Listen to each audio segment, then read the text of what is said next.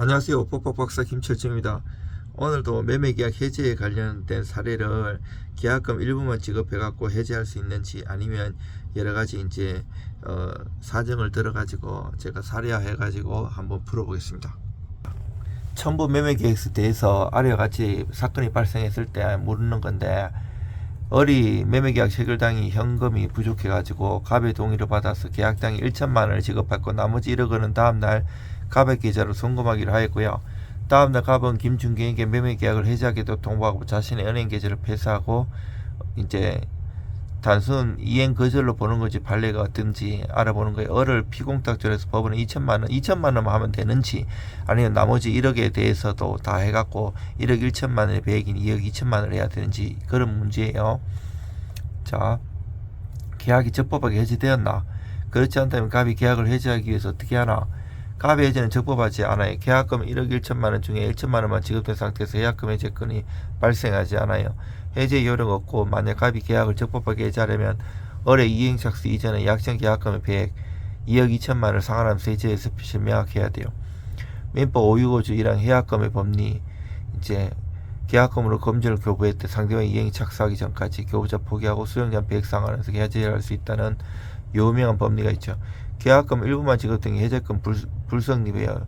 요거 판례가 명확히 했어요. 계약금 일부만 지급된 경우 해약금에는 해제권이 발생하지 않는다고.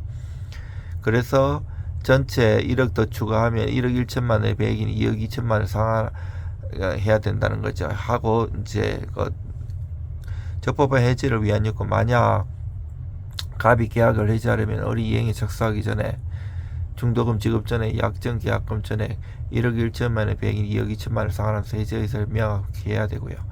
두 번째 질문, 을은 갑의 채무 불이행을 이유로 위 매매액을 헤어질 수 있는가? 할 수 있다면 그 방법은, 을은 갑의 명백한 이행 거절을 이유로 체고 없이 즉시 법정 해지를 할 수 있고요. 따라서 을의 해지는 적법해요. 이유는 민법 544조 채무 불이행 해제. 채무자가 이행을 하지 아니한 때는 상대방은 상당한 기간을 정하여 제거 후 그 기간 내에 이행이 없을 때 계약을 해지할 수 있어요. 다만 이행 거절이 명백한 경우에는 체고 없이 즉시 해제 가능하고요. 이행 거절의 법리, 매도인이 계약금 요건을 충족하지 않은 상태에서 일방적으로 해제를 통보하고 대금 수령 계좌를 폐쇄한 경우 이는 명백한 이행 거절이에요. 즉 매도인의 일방적 해제 통보 더하기 이행 거절 행위는 채무 불이행에 해당해요.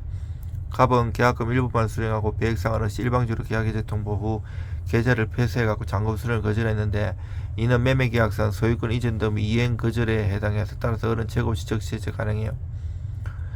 위 이의 경우 을은 갑을 상대로 손해배상을 청구할 수 있는가? 할 수 있다면 계약금 손해배상 청구 금액, 아까 계약서 6조에 보면 손해배상은 계약금 상당액을 기준으로 한다는 규정은 민법 398조 1항 손해배상의 예정으로서 위약금 조항에 해당하고 유효해요. 따라서 을은 갑의 기책사에 있는 계약 위반을 이유로 별도의 손해 입증 없이 약정 계약금 1억 1천만 원을 손해배상으로 청구할 수 있고요. 다만 그 금액이 현저히 과다한 경우에는 398조 2항에 따라 법원이 감학할 수 있어요.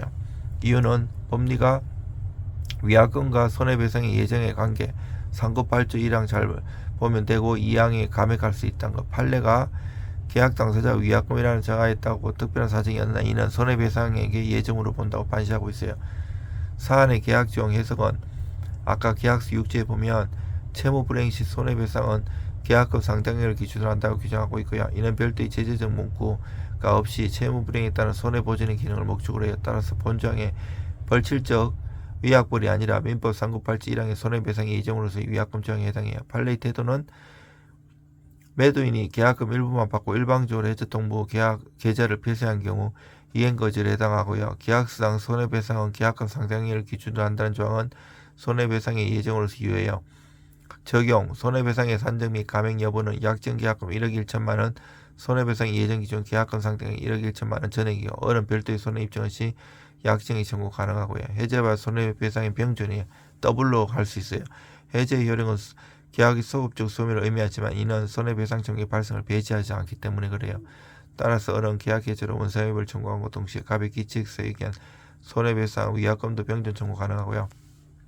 이런 것을 내가 이제 손으로 쓰나 수기로 쓰면 이렇게 잘 정리할 수 있어요. 핵심만 이렇게 딱딱 결론 이유 요거는 사법 시험이든 법무사 시험이든 요즘 변호사 시험이든 뭐 행정사 시험이든 그 주관식 시험이 있는 시험은 이렇게 쓰면 유리해. 두 갈식으로 답을 쓰고 답이 자신이 없으면 두 갈식으로 못하고 미갈식으로 쭉 결론을 자꾸 뒤에 내가 이만큼 아는데 답은 확실히 모르는데 이런 식으로 하면 점수 못 받아요. 결론을 명확하게 딱 쓰고 논거를 딱딱딱 쓰면 내용을 쓰지 않더라도 합격할 수 있어요.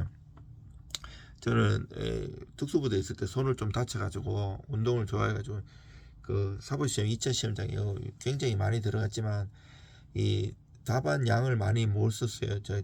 그래서 나중에 바꾸고 법무사 시험은 짧은 기간에 동차로 차석으로 붙었는데요. 법무사 시험은 사법연수원 교수 부장판사 이상급들이 그 출제하고 채점하시기 때문에 실력이 굉장히 있으신 분이 교수님처럼 막 학생을 막 장하게 안 써도 정확하게 답과 논거를 기계처럼 딱딱딱 하면 점수를 잘 줬어요. 그 대신에 사법시험하고 다르기 때문에 막 아무리 많이 써도 기본 점수 안 주고 0점, 1점 이렇게 줘요. 실력이 제가 다른 아시는 분도 사법시험 그 하시다가 그 틀을 못 벗고 오래 더 공부하신 분이 있는데 선배님인데 이분은 막 사법시험 쓰듯이 막 장하게 쓰면 관계없는 거 아무리 많이 써도 다 0점이고 이래갖고 합격을 못 하신 분도 있어요. 여러분들 힘내시고 좋은 하루 되십시오.